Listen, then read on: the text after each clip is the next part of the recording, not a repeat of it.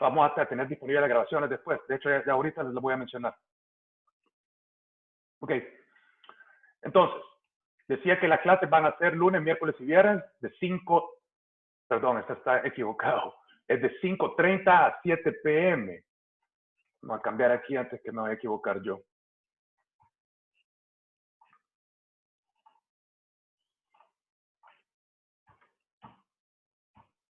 Las clases las vamos a tratar de empezar a la hora exacta. Si por alguna razón alguno de ustedes se conecta tarde, no es problema, porque como vamos a grabar la clase, va a estar disponible para que ustedes la puedan ver después. El grupo de WhatsApp que tenemos es para notificaciones y recordatorios. Pues lógico, pues no es un grupo de WhatsApp social. Sin embargo, siéntanse en libertad de poder compartir cosas que crean que sean interesantes, que estén dentro de los temas que vamos a ver de la clase. Pueden hacer preguntas en cualquier momento. Yo no tengo problema que me paren en la clase. Si la pregunta es muy compleja y nos va a tirar por otro lado, entonces posiblemente la vamos a dejar hasta el final de la clase. De otra manera la voy a tratar de contestar en el momento. Al día siguiente, después de cada clase, les voy a enviar por correo electrónico un PDF de la presentación de la lección para que la tengan en físico. También un enlace para ver el video de la sesión. Los videos solo van a estar disponibles para los asistentes, así que les pediría que por favor no vayan a compartir el enlace. Luego, vamos a asignar algunos ejercicios al final de cada clase. Si tienen dudas acerca de cómo completarlos, me pueden escribir a mi correo electrónico. Antes que se me olvide, para la siguiente clase vamos a mandar un nuevo enlace a sus correos electrónicos. Ya la siguiente clase va a ser un enlace general, no va a ser individual. Entonces, inclusive si hay necesidad de compartirlo vía WhatsApp, se los mandamos por el chat del grupo. ¿Okay? Finalmente, los datos que vamos a estar utilizando vienen de estudios sindicados de nuestra empresa. Esto significa que los datos no son propiedad de ningún cliente, son propiedad nuestra. De todas maneras, le solicitamos, por favor, no compartir estos datos fuera de la clase sin antes consultarnos. ¿Ya? Por lo demás, no deberíamos tener mayor problema. Okay. Así que, entremos a la primera clase. El día de hoy vamos a hablar acerca de los conceptos básicos y la definición del problema. Y esto es la parte más básica de la investigación de mercado y una cosa que desgraciadamente no es tan común como nos gustaría que se hiciera. Muchas veces nos la pasamos por alto cuando estamos haciendo proyectos de investigación. Primero, empecemos a definir qué es la investigación de mercado. Y agarremos una definición breve. Dice que la investigación de mercado es la identificación, recolección, análisis, comunicación y el uso sistemático y objetivo de la información, con el propósito de mejorar el proceso de toma de decisiones alrededor de los problemas y oportunidades de mercadeo. Este es súper amplio y confuso, así que como vamos a hacer con otro montón de cosas eventualmente en esta clase, las vamos a ir partiendo para entenderlas mejor. La investigación de mercado es la identificación. Identificamos ¿qué?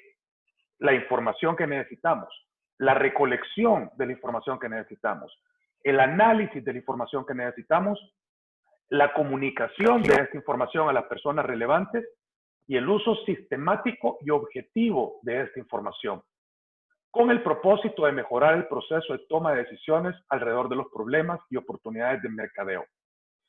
Porque eventualmente vamos a ver que la investigación de mercado está enfocada a resolver problemas.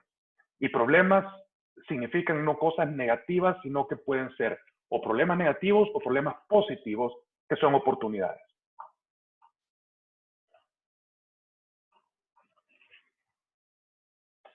Hablemos primero de la clasificación de la investigación de mercado.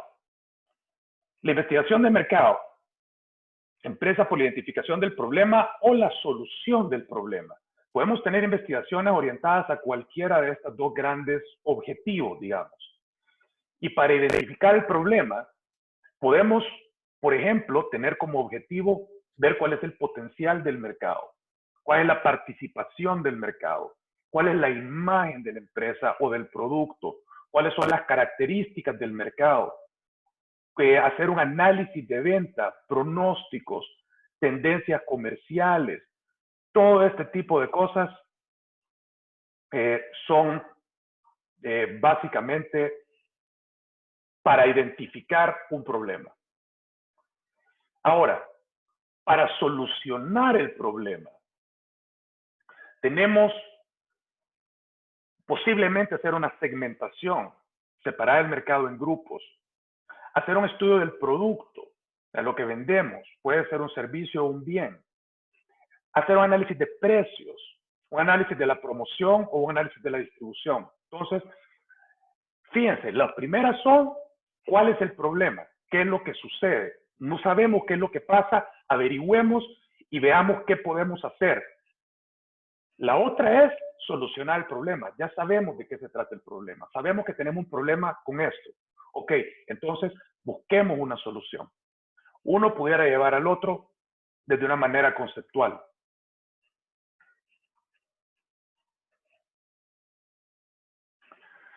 ¿Cuáles son los pasos del proceso de investigación? Y aquí vamos a ir uno por uno. Primero, definir el problema. Parte número uno, esta es la primera cosa que se tiene que hacer en todo proyecto de investigación, es definir el problema. Dos, crear un enfoque del problema. Y vamos a ir viendo qué es cada uno de estos. De hecho, estos dos los vamos a ver el día de hoy. Tres, diseñar la investigación. Ya sabemos cuál es el problema, sabemos cuál es el enfoque. Ahora vamos a diseñar una investigación específicamente para el problema. 4, vamos a recopilar los datos. Vamos a salir al campo o vamos a hacer lo que sea necesario para poder obtener la data que nosotros necesitamos para poder llegar a ciertas conclusiones.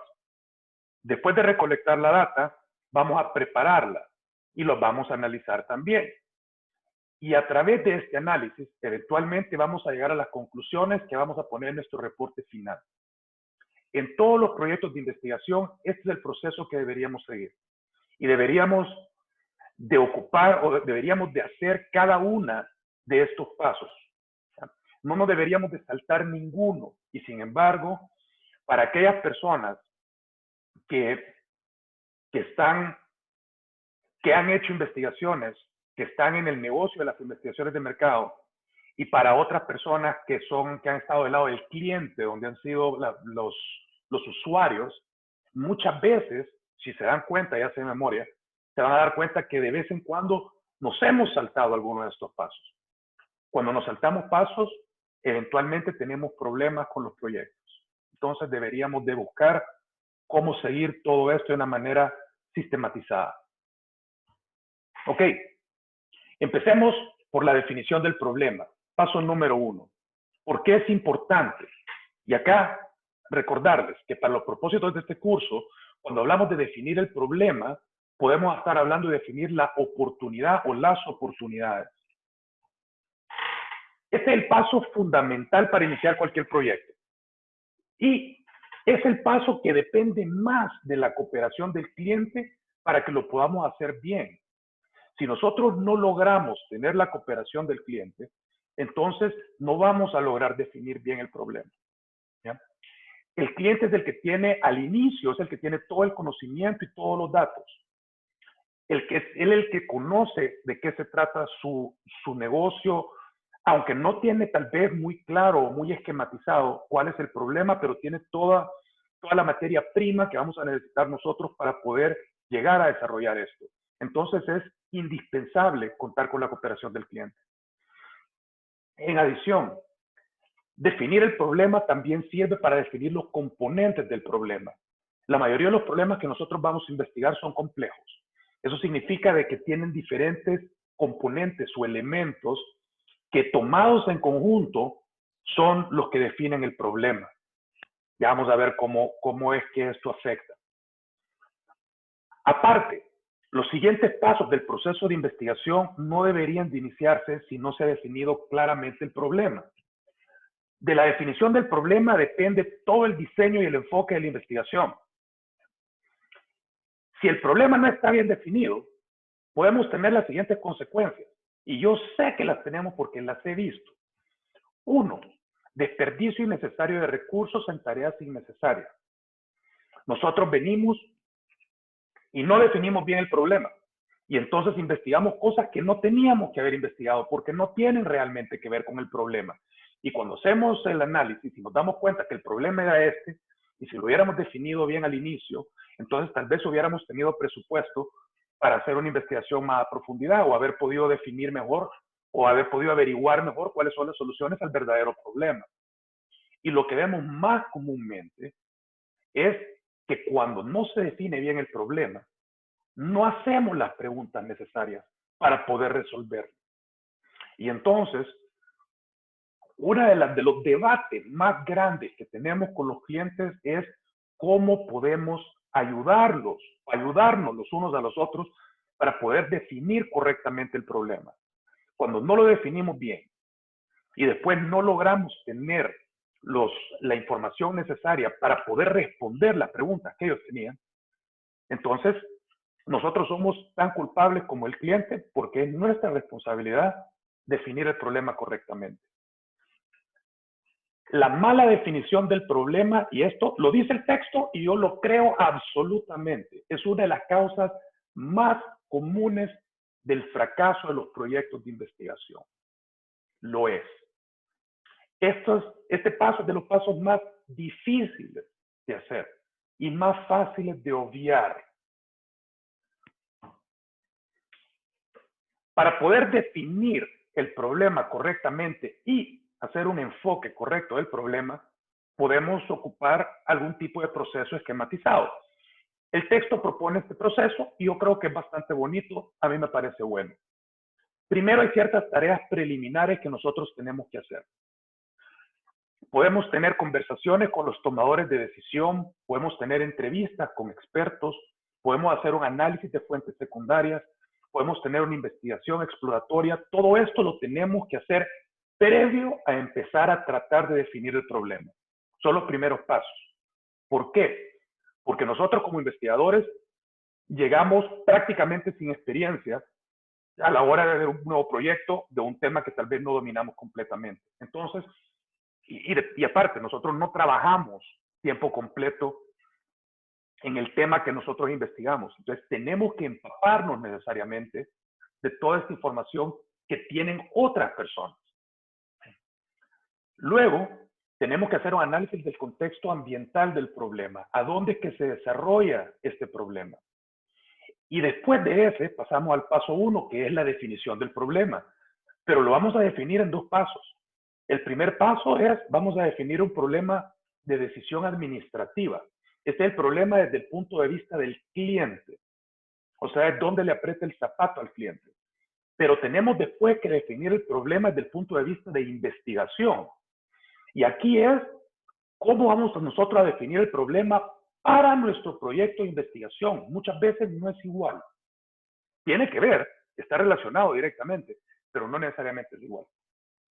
Luego pasamos al segundo paso, que es el enfoque del problema. Y el enfoque del problema, aquí ya entramos a bases teóricas y objetivas, qué tipo de modelo analítico vamos a ocupar, si es verbal, gráfico o matemático, cuáles van a ser nuestras preguntas de investigación, si vamos a tener una hipótesis, cuál va a ser esta hipótesis. Y después, tal vez lo más importante es especificar la información que vamos a recolectar, qué información necesitamos para poder contestar la pregunta o llegar a la hipótesis. ¿Ok? Finalmente, el paso 3 se va a hacer el diseño de la investigación. No vamos a entrar al diseño de la investigación mientras no hayamos pasado por todos los pasos anteriores. Así que, hablemos primero de las tareas preliminares. Conversación con tomadores de decisión. Típicamente esto significa las primeras reuniones que nosotros tenemos con los gerentes de las empresas o los encargados de las áreas que vamos a investigar. Es increíble la cantidad de clientes que nos contactan y nosotros invariablemente les pedimos una reunión para poder platicar acerca de lo que nos están pidiendo y muchos de ellos nos dicen, no es necesario, mándame una cotización por 4 focos. Entonces, no hemos definido el problema todavía y ya estamos proponiendo una metodología. Puede ser que el cliente ya haya definido ellos el problema, pero no me consta a mí como investigador. Es posible que lo hayan definido desde el punto de vista de lo que les interesa a ellos, de su problema de decisión administrativa, lo cual no necesariamente es lo mismo que yo tengo que utilizar para mi investigación. Entonces, hay una manera de poder hacer esto y un proceso es la auditoría del problema. Estas son una serie de preguntas, como por ejemplo, ¿qué fue lo que lo llevó a decidirse que necesitaba una acción? ¿Por qué es que necesita una investigación? ¿Cuál es la razón por la que usted piensa que es importante que investiguemos este fenómeno? 2, ¿cuáles cursos de acción están disponibles? Ok, perfecto. Si yo le digo que hay que cambiar el nombre de su marca, ¿está disponible eso? Quizás sí, quizás no. Si yo le digo de que hay que cambiar el precio del producto, ¿es factible eso, sí o no? Entonces, ahí vamos poniendo algún tipo de parámetros o de límites, digamos. Trabajamos bastante con bienes raíces, por ejemplo. Entonces, un límite pudiera ser, mira, hay que investigar esta ubicación acá, y es la única ubicación que podemos investigar. Si el resultado arroja que otra ubicación sería mejor, pues es posible de que para ese proyecto no se pueda porque ya ese terreno ya se tiene comprado. ¿Cuáles son los criterios para evaluar los cursos alternativos de acción? ¿En base a qué vamos nosotros a evaluar las opciones que se tienen? Porque la idea es poder generar diferentes opciones. Generar una opción A, B, C, D, lo que fuera. Ok, ¿cuál de esas va a ser mejor? ¿En base a qué criterio? Porque no tiene que ser únicamente en base a mi opinión, sino que tienen que haber criterios objetivos para poderlas evaluar. ¿Cuáles son las acciones potenciales que pueden surgir de la investigación? Ok, perfecto. ¿Qué es lo que espera el cliente? Poder obtener insumos para hacer un mejor plan de mercadeo o tener, por ejemplo, alguna idea del precio óptimo. Finalmente, ¿qué información se necesita para responder las preguntas de los tomadores de decisión? Ok, ¿qué información le gustaría tener usted para que pueda tomar mejores decisiones en su negocio? Finalmente, ¿en qué manera se utilizará cada pieza de información? ¿Cómo la va a utilizar? ¿Cuál es la relación entre la cultura corporativa y la toma de decisiones? Esto es interesante. Cada cliente, cada empresa, cada organización tiene una cultura corporativa diferente. Y eso tiene un impacto grande en cómo se hacen las investigaciones. Hay culturas que son sumamente planas, donde la persona que está a cargo de la investigación tiene una gran cantidad de libertad de acción y de toma de decisiones. Tal vez se reporta directamente con el presidente o con el mandamás. Hay otras organizaciones que son sumamente jerárquicas y el rango de acción que tiene el encargado es mucho menor. La cultura corporativa impacta cómo vamos a cómo vamos a enfocar la investigación. Finalmente, desde el punto de vista de las interacciones entre el cliente y el investigador, ¿cómo deberían caracterizarse estas interacciones, esta comunicación? Tiene que haber una comunicación fluida. Nosotros de cajón firmamos convenios de confidencialidad con todos nuestros clientes, porque necesitamos que nuestros clientes se comuniquen con nosotros abiertamente y nos den toda la información que nosotros necesitamos para poder llevar a cabo las investigaciones. Necesita ser cooperativa, necesitamos tener un alto nivel de cooperación entre los dos. Necesita haber un alto nivel de confianza, que nos tengan confianza que nosotros vamos a velar por sus mejores intereses y vamos a hacer las cosas bien. Honestidad, que no les vamos a mentir, aunque los resultados que nosotros obtengamos no sean los que el cliente espera. Nosotros les vamos a decir la verdad, vamos a ser honestos y esperamos que el cliente también sea honesto con nosotros. Cercanía, tenemos que estar muy de la mano en todo el proceso, tanto el cliente como el investigador. Y finalmente, continuidad. La comunicación tiene que ser continua, tiene que ser regular. Entonces nosotros, a medida vamos avanzando en el proyecto, nos tenemos que ir comunicando con el cliente y nos vamos retroalimentando de lo que el cliente nos va diciendo. Finalmente, creatividad. Y esto es una cosa muy difícil de cumplir. A la hora de tener claro cuál es el problema que nosotros vamos a resolver, muchas veces tenemos que ser muy creativos para poder obtener los métodos que son los que nos van a llevar a tener los mejores resultados. Entonces, tenemos que ser creativos y no ceñirnos únicamente a una cosa porque es la que nosotros sabemos hacer, sino que tratar de pensar cuál es el mejor resultado, cuál es la mejor técnica que le va a dar los mejores resultados al cliente. Siguiendo siempre con las tareas preliminares. Entrevistas con expertos en el sector. Ya hablamos con los jefes, ya hablamos con las personas dentro de la empresa. Algunas veces necesitamos hablar con gente que son expertos. Y estos pueden ser internos o externos al cliente. Hace algunos años nosotros hicimos una investigación para la Asociación Americana de Productores de Arroz. Y entonces nos tocó hablar con expertos que venden arroz en Centroamérica, pero también tuve la oportunidad de ir a ver una granja de arroz en Mississippi. Y hablé con el experto que crece el arroz. Entonces, esto me sirvió muchísimo a la hora de hacer el análisis o la investigación, porque todo este contexto que me dieron los expertos me ayudó a entender mejor todos los pasos del proceso productivo, desde donde crece el producto hasta donde se consume. Sin embargo, existen obstáculos, porque muchas veces es difícil poder identificar a los expertos y a veces, aunque los identifiquemos, es muy difícil que cooperen. Y entonces, sobre todo si son de cosas muy, muy específicas, muy técnicas, muy raras, requiere una gran cantidad de esfuerzo y a veces simplemente no es posible. La otra cosa es que hay muchas personas que se autoconsideran expertos, pero no lo son. Y a veces es difícil para nosotros, que no sabemos del tema, poder evaluar si una persona realmente es un experto y sabe de lo que está hablando, o simplemente no lo es.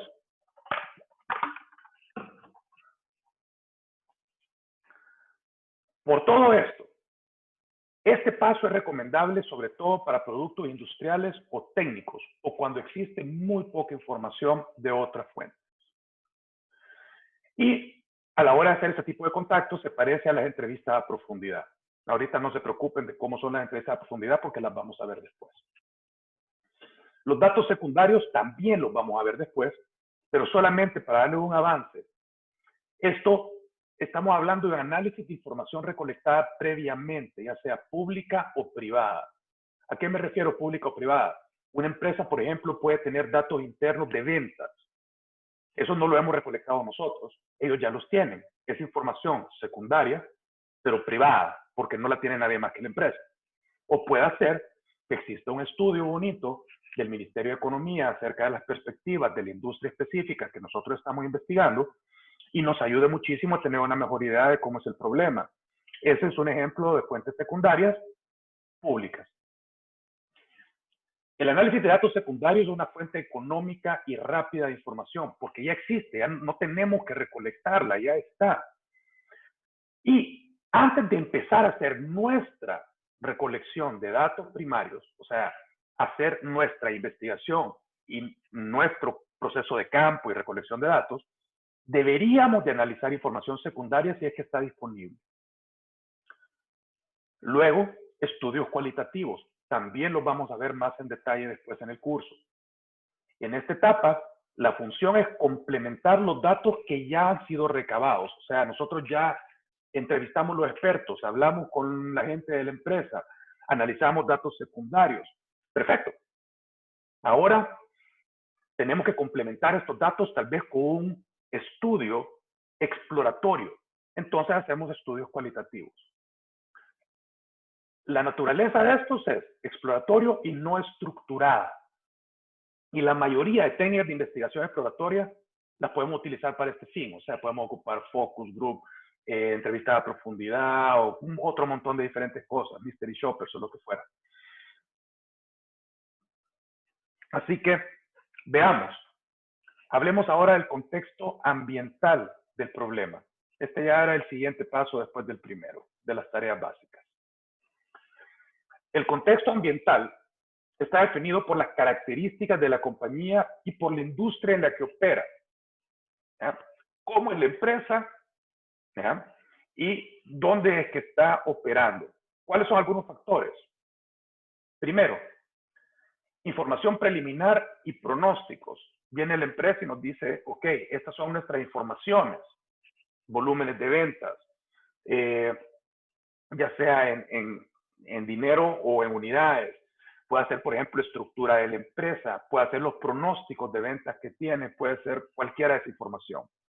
2, los recursos ilimitantes. Ya habíamos hablado de algunos de esos. ¿Okay?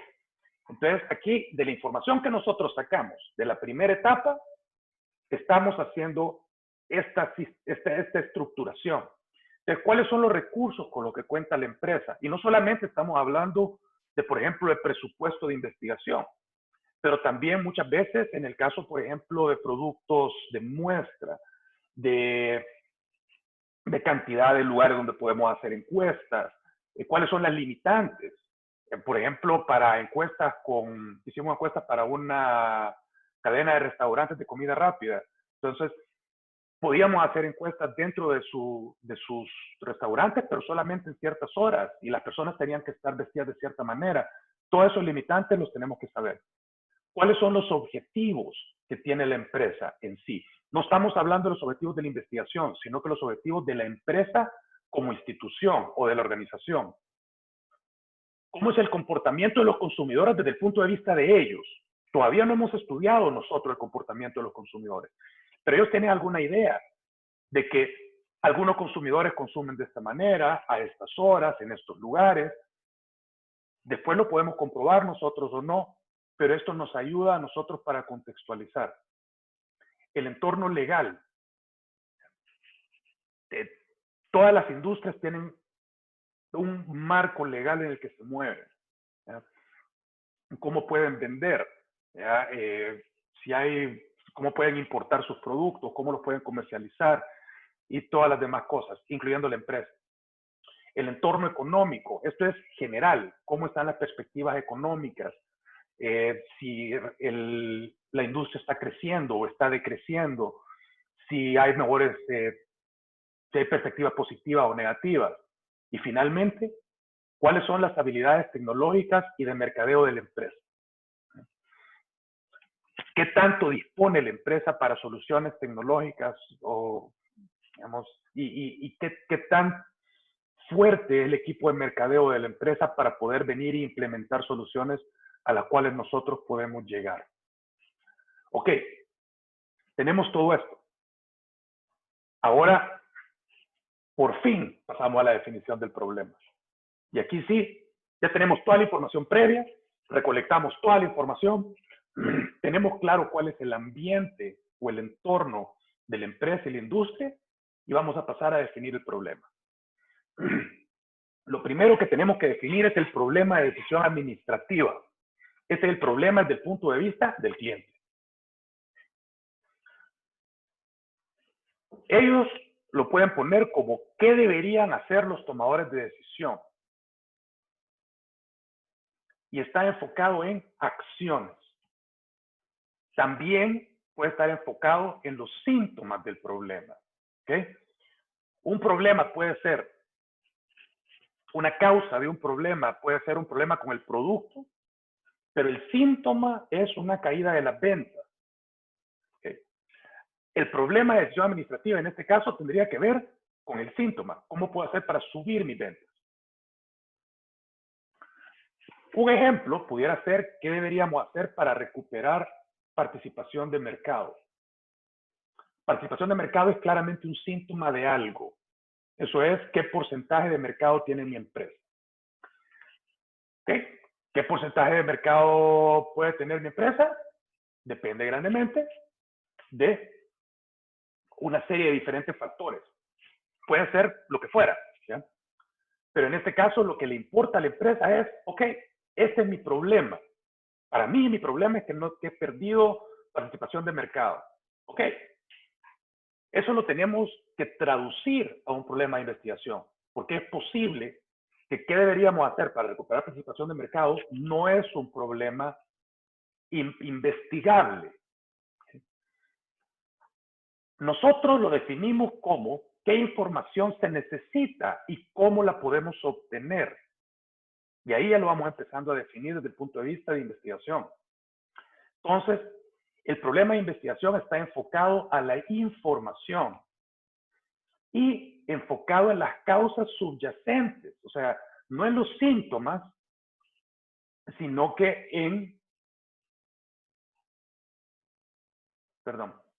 no en los síntomas, sino que en las causas del problema. ¿Ok? Por ejemplo, el problema de investigación sería qué es lo que está causando la pérdida de mercado. Diferente. ¿Ya? Los administradores quieren saber, ok, ¿qué tengo que hacer para revertir la pérdida de mercado? A nosotros nos interesa saber qué es lo que sucede. Porque una vez nosotros sepamos qué es lo que sucede, entonces podemos empezar a pensar en investigar las posibles soluciones. ¿Cómo vamos a definir el problema para nosotros como investigadores? Primero, tenemos que permitir que el investigador consiga toda la información que necesita. Si nosotros definimos bien el problema y definimos bien la información que nosotros necesitamos para resolver el problema, entonces tenemos que tener claro que podemos obtener toda esa información. Sirve como una guía para la conducción del proyecto. Una vez nosotros tenemos bien definido el problema, entonces podemos empezar a diseñar todo el proyecto de aquí en adelante. 3. El alcance no debe ser ni muy amplio ni muy estrecho. Esto siempre es un problema. ¿Okay? Porque muchas veces puede hacer que nosotros nos enfoquemos en solo una parte del problema. Y eso significa que muchas de las otras causas van a quedar por fuera. El otro problema que tenemos, y es muchísimo más común de lo que debería ser, es que muchas veces tenemos un problema, pero el cliente dice, mira, ya que estamos haciendo este estudio, ¿por qué no preguntamos de esta otra cosa? Ok, ahí empezamos a definir el problema de una manera demasiado amplia. Y entonces perdemos una gran cantidad de recursos, pero sobre todo perdemos enfoque. Entonces nos volvemos menos efectivos para resolver el problema que estamos tratando de resolver. El problema inicia con un planteamiento general. Este planteamiento es, este es el problema. Y termina con elementos concretos. Estos son los diferentes aspectos que componen el problema.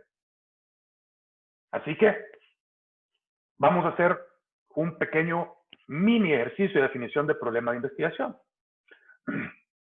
Y en el caso de este, nosotros hicimos un estudio sindicado hace un par de años acerca de la satisfacción con diferentes restaurantes de comida rápida.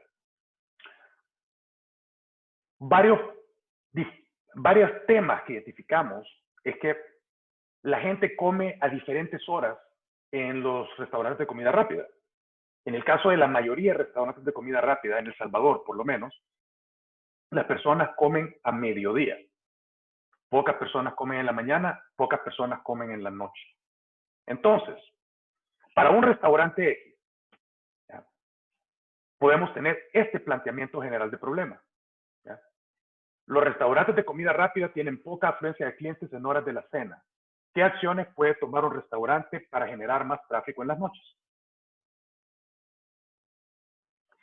¿Cuáles son algunos posibles elementos de este planteamiento de problema? 1. Los hábitos de los clientes. Sería interesante poder ver cómo es que los clientes comen o prefieren restaurantes de comida rápida. ¿Cuáles son sus hábitos? ¿Dónde comen? ¿Cuándo comen? ¿A qué lugares van? ¿Qué es lo que piden? ¿Cuánto gastan? Todos estos son hábitos. Otro componente es la oferta de productos. ¿Qué tipo de productos tiene el restaurante del cliente? ¿Qué tan grande es su menú? ¿Qué tan chiquito? ¿Tiene un menú diferente en la noche que al mediodía? ¿Ya? Los productos, ¿son productos nutritivos o son productos que saben bien o son productos que son de baja caloría o lo que fuera? 3. Acciones de la competencia. ¿Qué es lo que está haciendo la competencia? Está ofreciendo la competencia diferentes cosas en la noche. Tiene más gente que va la competencia tiene más personas que llegan en horas de la noche. Pueden haber muchísimos más elementos, pero para efectos prácticos nuestros, ahorita 3 es suficiente y nos da una idea cómo todos estos elementos se vuelven subproblema. O sea, en pocas palabras, el problema grande, que es tratar de entender por qué es que la gente no come en las noches y cómo podemos hacer para revertir esa situación, lo vamos partiendo en problemas más chiquitos. O sea, estos elementos son los que vamos a investigar. Y vamos a investigar cómo se comporta la gente, qué tipo de productos y qué precios tienen los productos de la empresa y cómo está la competencia. Y pueden haber otro montón de diferentes elementos que no los vamos a meter, como por ejemplo que si tienen programas de lealtad o que si la empresa, cómo está la parte física de los restaurantes, dónde están ubicados y cosas por el estilo. Ok. Entonces, una vez definimos bien el problema y sus elementos, y los elementos son bien importantes, como nos vamos a dar cuenta ahorita en esta etapa, podemos pasar a hablar del enfoque del problema.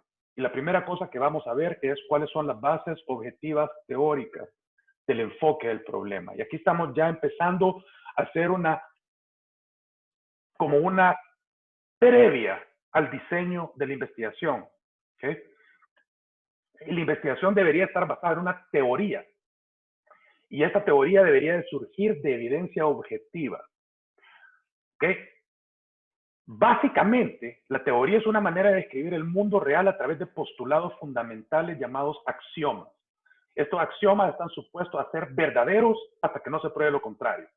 Entonces, dentro de lo que estábamos hablando antes, un axioma puede ser, por ejemplo, que un alto porcentaje de la población cena fuera de casa, ¿ya? Solo como parte de un grupo. O sea, en pocas palabras, yo solo ceno fuera de casa si voy con más personas. Ese es un axioma. Lo estoy diciendo como que es de verdad, cierto. No lo he comprobado todavía. Pero ahorita, en esta etapa, como base teórica, nuestra teoría es que la gente sale a comer en la noche únicamente cuando va acompañada. Nada más. Entonces, las teorías construidas mediante estos axiomas, y puede haber una serie de diferentes axiomas, no es uno, o sea, pueden ser muchos. Es la primera base de la investigación y la materia prima para todos los modelos analíticos. ¿Cuáles son los modelos analíticos? Aquí vamos. Los modelos analíticos básicamente es una manera de esquematizar lo que sucede en la vida real.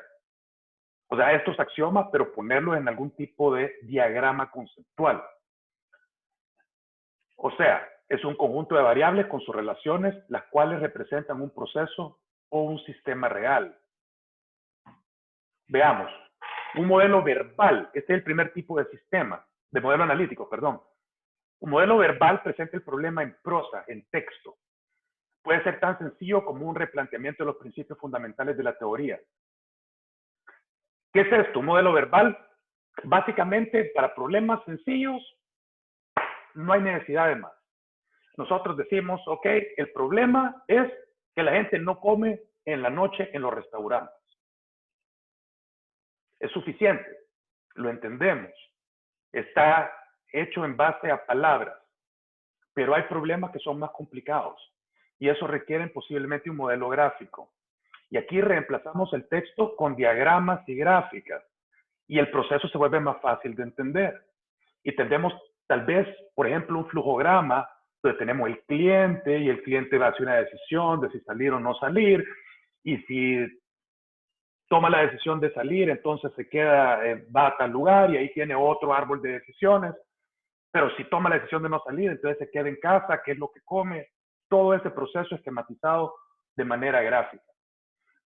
Y finalmente, el modelo matemático, se ocupa sobre todo para cosas que son con grandes bases de estadísticas y muy cuantitativas, porque un modelo matemático es una relación de variables a través de fórmulas, típicamente una ecuación.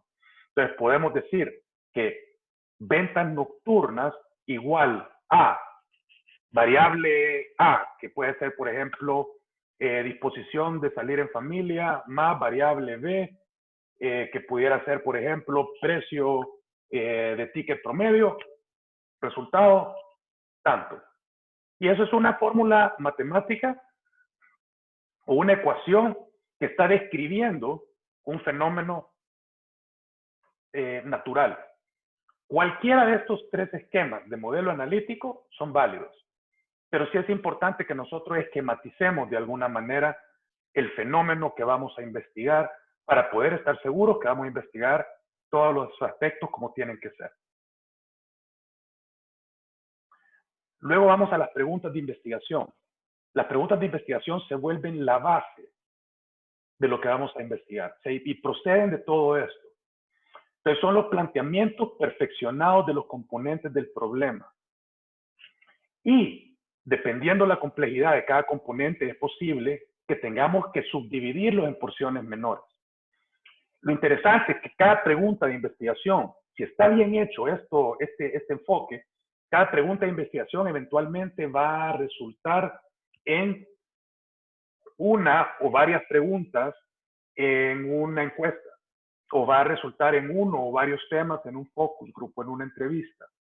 Se vuelve el tema específico que vamos a resolver con las herramientas de investigación. Por ejemplo, para el componente 1, que era el hábito de los clientes de comida rápida, una pregunta pudiera ser qué porcentaje de personas cenan regularmente fuera de casa. Y se dan cuenta, la pregunta es puntual.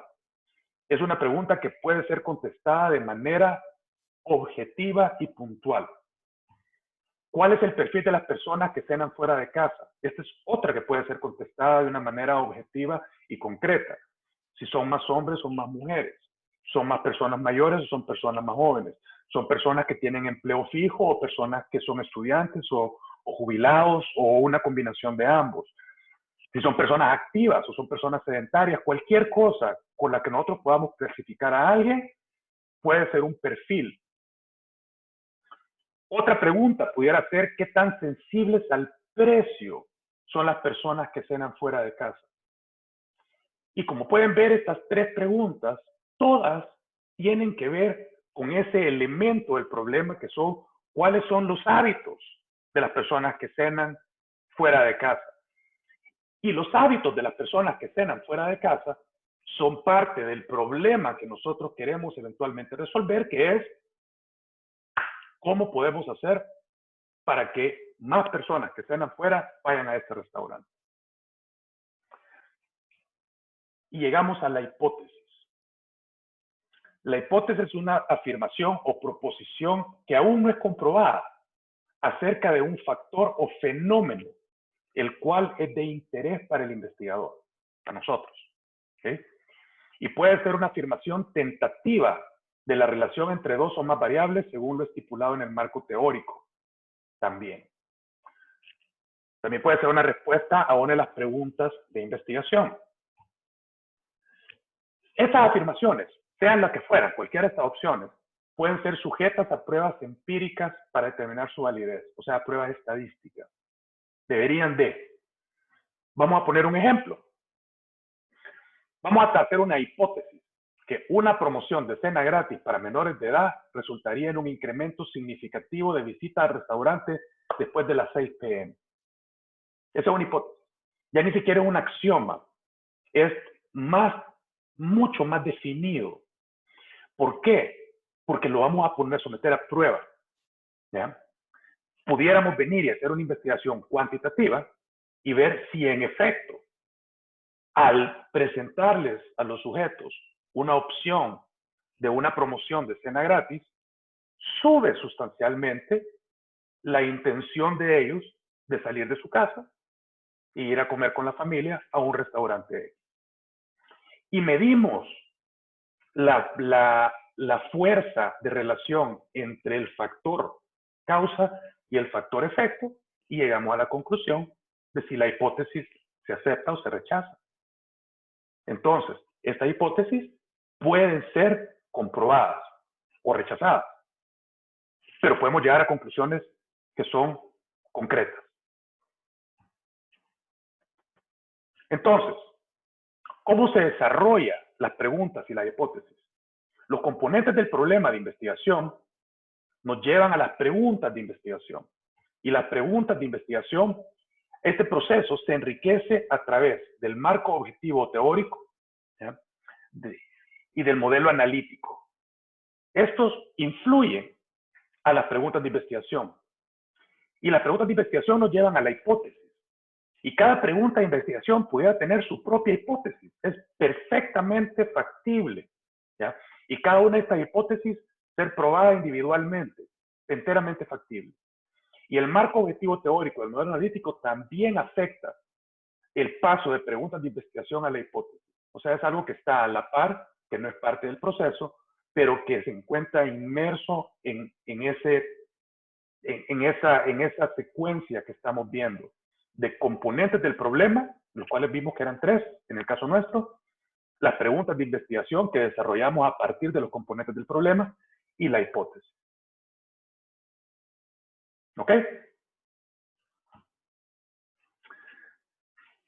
Esa es básicamente la parte del día de hoy. Quiero saber si hay preguntas, porque yo creo que tal vez hay algunas palabras o algunos conceptos que pudieran ser complicados. A través de la evacuación de preguntas, creo que se nos puede hacer más claro. Así que tenemos bastante tiempo para preguntas.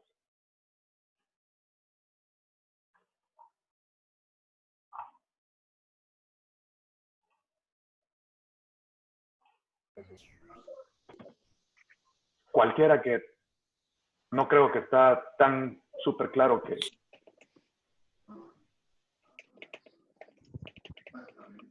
Buenas noches. No sé si me escuchan. Sí. Perdón. Logré convencer que pagara, me da pena. A él yo lo convencí que pagara. Aló, hola. Hola, hola. Perdón, les voy a ver. ¿Se puede quitar el mute? Quien quiera que quería preguntar, perdón. No hay problema. Hola, Carlos, ¿qué tal? Sí. ¿Qué tal? Un gusto. Fíjate que Igualmente. yo estaba, estaba desarrollando ahorita una pregunta con Sí. el modelo analítico que estábamos viendo anteriormente. ¿Hay algún tipo de, digamos, de factor de decisión por cuál usar, por ejemplo, el modelo verbal, el modelo gráfico, el modelo matemático? ¿De qué depende, digamos, el poder seleccionar algún tipo de ese modelo analítico? Fíjate que depende de varios factores. Primero depende del tipo de problema que estás analizando. Como decía antes, si es un problema que es relativamente sencillo, entonces el modelo verbal posiblemente es suficiente. ¿Ya? Si es un problema que es más complejo, es posible vaya, es como que yo te dé un problema de un examen de matemáticas como el que te ponía cuando estabas en el colegio, que te podían poner, por ejemplo, con palabras, si un tren sale de la estación tal y pasa 50 kilómetros a una velocidad de no sé cuánto por no sé cuánto, y pasa por otro lado y llega a tal hora, ese es un modelo verbal. Si tenés muchos elementos, se vuelve tremendamente confuso. ¿Ok? Es mucho más fácil para ese problema matemático pensar en una rayita con un trencito que sale de punto A a punto B y encima del trencito le pones la velocidad y entonces ahí calculas a qué hora va a llegar al punto B y es mucho más fácil de entender. Ese es un ejemplo de un modelo gráfico. Los modelos matemáticos, en mi experiencia, son mucho más complicados de entender, sobre todo para los clientes. Si uno tiene experiencia con estadística, entonces puede entender la ecuación bastante bien. Pero muchas veces los clientes no tienen realmente una base estadística muy fuerte y entonces los modelos matemáticos se vuelven un poco complejos. Los podemos utilizar internamente para la investigación, pero son difíciles de comunicar. Los modelos gráficos son más fáciles de comunicar, pero, por ejemplo, en un modelo gráfico no podés transmitir la fuerza de una relación de una variable con otra, por ejemplo. Solamente la dirección. Entonces, tiene que ver un poco con la naturaleza del problema. Pero, digamos, en términos generales, para términos así normales, un modelo gráfico es bueno. Yo diría que es el más apropiado para la gran mayoría de problemas que nosotros vemos en investigaciones comerciales, que no son investigaciones, por ejemplo, industriales, de cómo que se llama, de producción o de precios o cosas por el estilo, sino que más como conceptuales, digamos, ¿verdad? El modelo gráfico es súper bueno. O sea, es claro, lo entiende la mayor cantidad de gente, es menos confuso que un modelo verbal, pero sí, ahí está. ¿Te hace sentido? Gracias, Polo. Sí, Okay. gracias. Perfecto. ¿Alguien más que quisiera hacer una pregunta?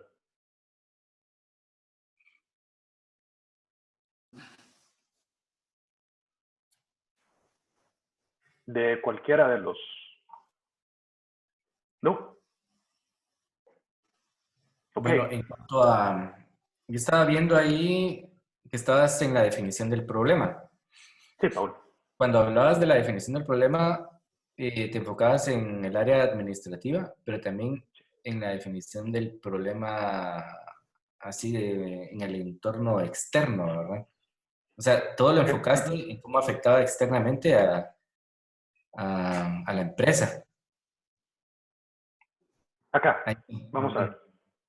O sea, se tomaba en cuenta el problema que era, el problema del producto, el problema del servicio, o si había un problema en el área administrativa que a veces las empresas también se cierran para poder hacer que el producto tenga una mejor distribución. Ok, ya, vamos a ver conceptualmente qué es lo que la diferencia entre un problema de investigación y un problema de decisión administrativa. Antes de llegar a definir el problema, Hola. como habíamos visto antes, ¿Qué tal? Bien. como habíamos visto antes, antes de llegar a definir el problema, lo primero que hay que hacer es que hay que tener algún tipo de comunicación con la empresa. Te puede hacer que aquí venga algunas de las dificultades que tú estabas mencionando.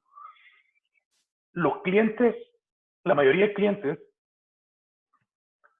los clientes te van a dar la información que creen que tú necesitas para poder definir el problema o para poder hacer la investigación. ¿Ok?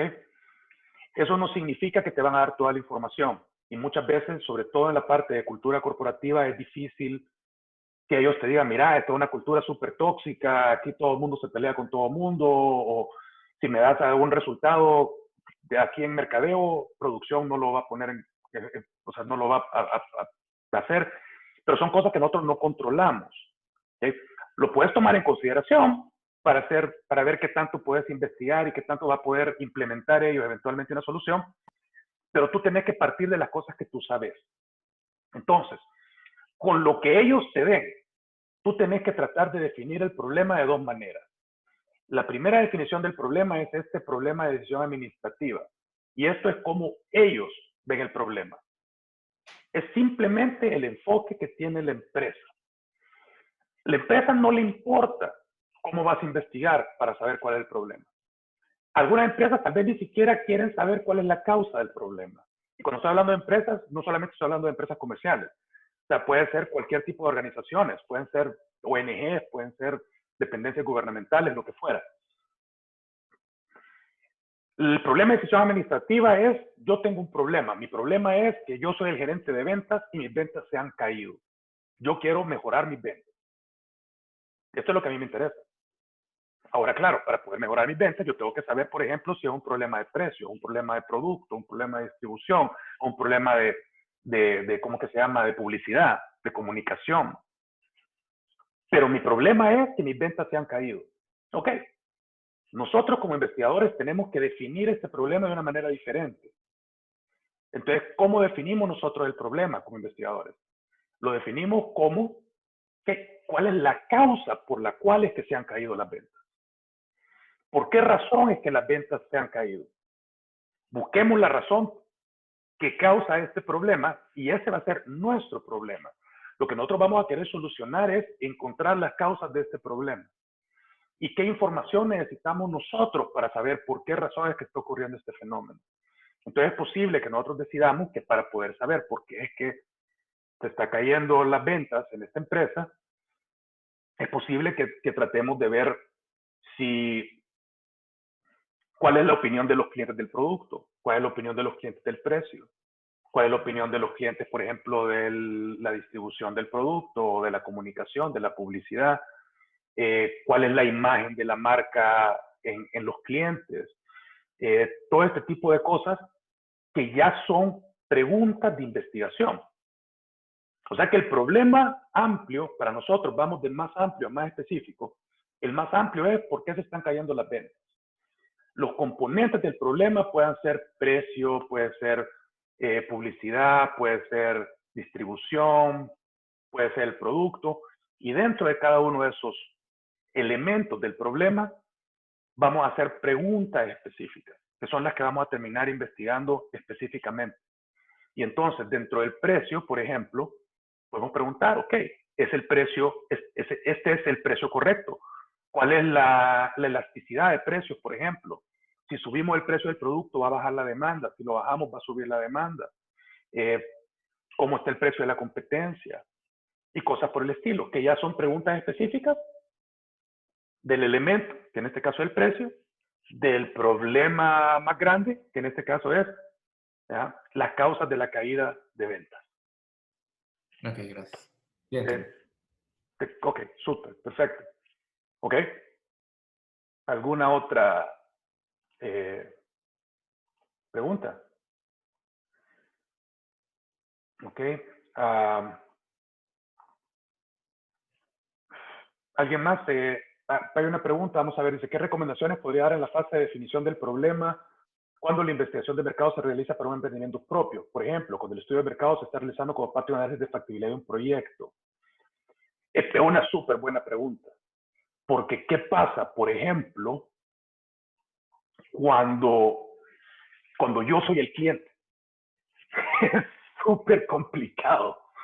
Si esto fuera una cosa legal, los abogados dicen de que ¿cómo que se llama? El cliente que se representa a sí mismo tiene a un idiota por cliente. En el caso de los investigadores no es así tanto, pero sí es difícil. Existe un sesgo. Cuando estamos hablando con nosotros mismos, es bien difícil poder sincerarse, ¿ya? Y ser objetivos, sobre todo para la definición del problema. Porque lógicamente, si nosotros tenemos un emprendimiento propio, digamos, voy a ocupar mi propio ejemplo. Axios, mi empresa, es un emprendimiento propio. Para poder investigar las perspectivas de mi empresa, yo tengo que ser devastadoramente honesto conmigo mismo. Y no siempre lo soy, porque soy humano. Entonces, lo que me funciona a mí es poder tener a otras personas para ayudarme a darme cuenta de los sesgos que existen. Y la otra cosa es que estoy consciente que tengo sesgos. Entonces, por ejemplo, si yo me reúno con Marcia para tratar de definir claramente cuál es una situación de la empresa, lo que voy a hacer es que voy a buscar honestamente las opiniones de Marcia como que ella fuera la experta, para que me ayude a mí a poder definir mejor el problema sin que entren mis sesgos o tratando de evitar mis sesgos personales en el proceso. Ahora, si yo soy la única persona que está en el emprendimiento, entonces yo creo que sí sería bueno tener la posibilidad de tener una persona de confianza con el cual yo le pueda trasladar mis opiniones y que esta persona venga de regreso y me diga, mira, la verdad es que yo creo que aquí está bien, yo creo que aquí está súper fuera de base. ¿Ya? Entonces, tiene que haber varias cosas, pues, como hablábamos antes. La capacidad de sincerarse con uno mismo, reconocer que uno está sujeto a una gran cantidad de sesgos cuando se trata de algo personal. Y 3, reconocer que uno necesita la ayuda de otras personas, porque aunque uno lo quiera hacer honestamente consigo mismo, los sesgos son tan fuertes que posiblemente no vamos a lograr ser completamente honestos con nosotros mismos. Ahora, esto es en esta etapa. En las etapas posteriores, cuando ya estemos diseñando la investigación, recolectando datos y todo lo demás, ahí ya no vamos a necesitar la ayuda de las otras personas. Pero para la definición del problema y para, para tener un esquema claro de qué es lo que nosotros vamos a resolver, absolutamente tenemos que tener la información honesta y con la menor cantidad de sesgos posibles. Así que eso sería indispensable. ¿Ok? ¿Alguna otra pregunta? Hace lo que propones, si no podemos obtener una buena información para el análisis con el cliente, es un riesgo, no es un buen cliente, porque el resultado no va a ser el esperado. De hecho, nosotros hemos tenido situaciones en las que tenemos 16 años de estar en el mercado. Hemos tenido malos proyectos, sin duda. Y muchas veces los proyectos con los que hemos tenido resultados que no han sido buenos, muchas veces han sido porque nosotros no hemos dejado llevar, ponerlo de esa manera. Te voy a dar un ejemplo clarísimo. El primer proyecto que yo hice para un cliente mío, que fue hace más de 10 años, todavía son mis clientes y los quiero muchísimo. El primer proyecto que yo hice para ellos fue un conteo en un centro comercial. Y ellos me dijeron, mira, pero solo agarremos 4 entradas de 8 entradas que hay en el centro comercial, porque las otras realmente no tienen mucha gente y entonces no hay problema. Entonces, la definición del problema ahí tenía que ser, ok, perfecto, ¿y qué es lo que querés saber?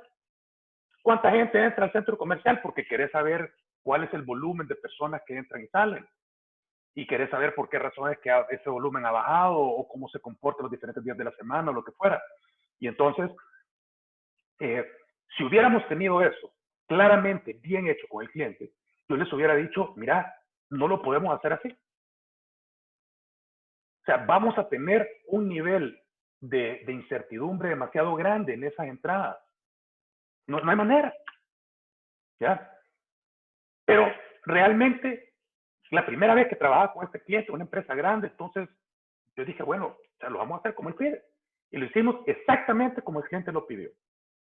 Y a la hora de dar resultados, eran resultados que no hacían sentido.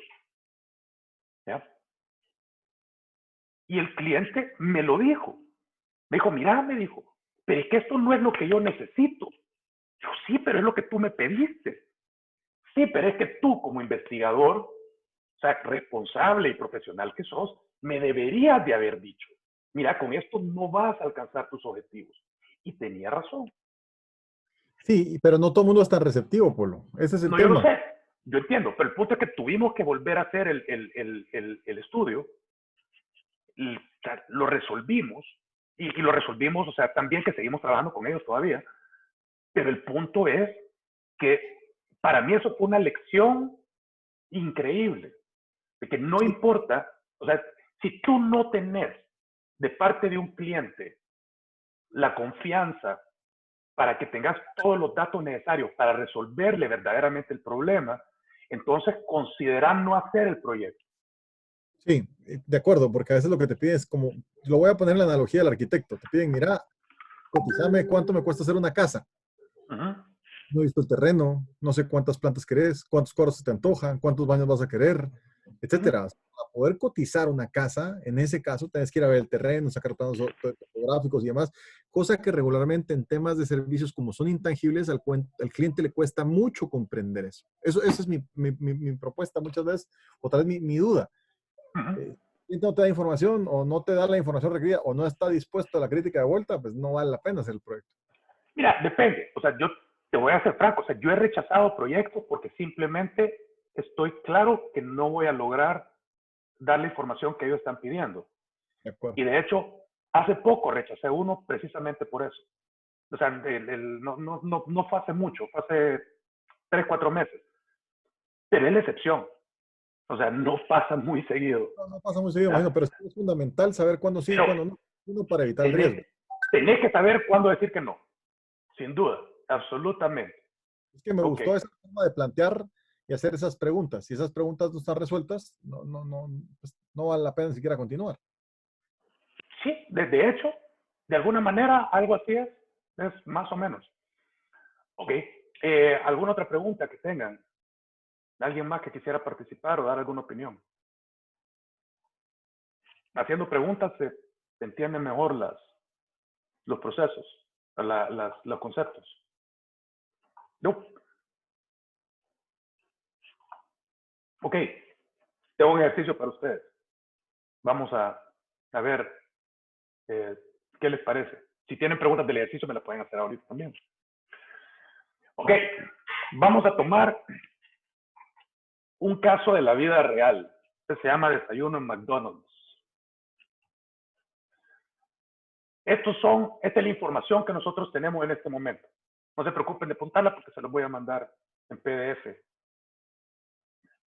Las ventas de McDonald's, las cuales habían experimentado tasas de crecimiento pequeñas en todo el mundo durante mucho tiempo, tuvieron una reducción absoluta de un 1% en el 2014.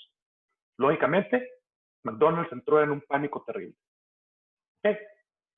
Como una posible estrategia de crecimiento, la compañía quiere ver la posibilidad de expandir las horas en las que sirve un menú de desayuno.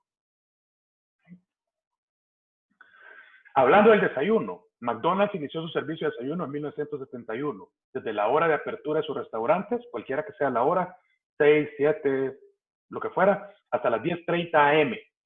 De las 10:30 am en adelante ya no servían desayunos. Desde el 2007, la empresa ha recibido solicitudes y comentarios en redes sociales sugiriendo que sirva su menú de desayuno en otras horas del día. Más tarde, por favor, porque queremos lo que fuera, Egg McMuffin para el almuerzo. Sin embargo, hasta hoy, o sea, hasta la fecha de este caso, la empresa ha manifestado que un posible obstáculo a este plan es el espacio de cocina. No tienen suficiente plancha. Y las máquinas disponibles, también las máquinas que necesitan para hacer, por ejemplo, los hash browns son las mismas que ocupaban para hacer las papitas fritas, y entonces no tienen cómo hacer ambos menús al mismo tiempo. El menú regular y el desayuno no tienen cómo hacerlo. Otro obstáculo es que la mayoría de restaurantes de la cadena son propiedad de franquiciados. Entonces, como no todos los restaurantes le pertenecen a McDonald's, los franquiciados tienen que aprobar cualquier cambio que exista. Ok. Sin embargo, otros restaurantes han implementado este plan y aparentemente les ha traído buenos resultados. Ok. Lo que les voy a pedir que hagan, y que quede claro que no lo voy a calificar, si ustedes quieren con gusto, pero vamos a ver las respuestas al inicio de la clase del miércoles. Lo que les voy a pedir que hagan es que hagan el planteamiento del problema de decisión administrativa. ¿Ok? ¿Cuál es el problema de decisión administrativa en McDonald's? El planteamiento del problema de investigación para este aspecto específico de McDonald's y algunos elementos posibles de este problema. No tiene que ser exhaustivo, no tiene que ser todos los posibles elementos del problema de McDonald's, solo algunos. ¿Ok? Escriba algunas preguntas de investigación y establezca algún postulado de hipótesis a probar. Un par de preguntas, una hipótesis suficiente. Es solamente para poner en práctica algunos de los conceptos que hemos visto ahora. Eso es todo. Si tienen cualquier pregunta que me quieran hacer vía WhatsApp, encantado. Vía correo electrónico también.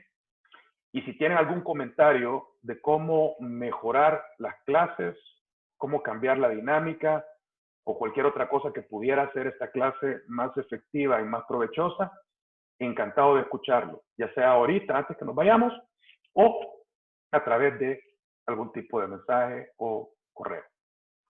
Así que, si tienen algún comentario, porfa, de veras súper abierto a escucharlo. ¿Ok? Y si no, ok. Bueno, perfecto. Entonces, en teoría nos vemos el miércoles a las 5:30. La próxima clase va a ser diseño de investigación y análisis de datos secundarios. Ya nos vamos a empezar a meter en cómo diseñar efectivamente una buena investigación y cómo sacarle provechos a las investigaciones que ya han hecho otras personas antes, o a los datos que tienen otras personas. Y básicamente eso es. Les agradezco mucho que nos hayan acompañado el día de hoy. El día de mañana les mando el link del video junto con el PDF de la presentación. Y si no hay nada más, pues entonces nos vemos el miércoles. a las 5:30. Muchísimas gracias. Gracias, Polito. Gracias a todos. Nos vemos.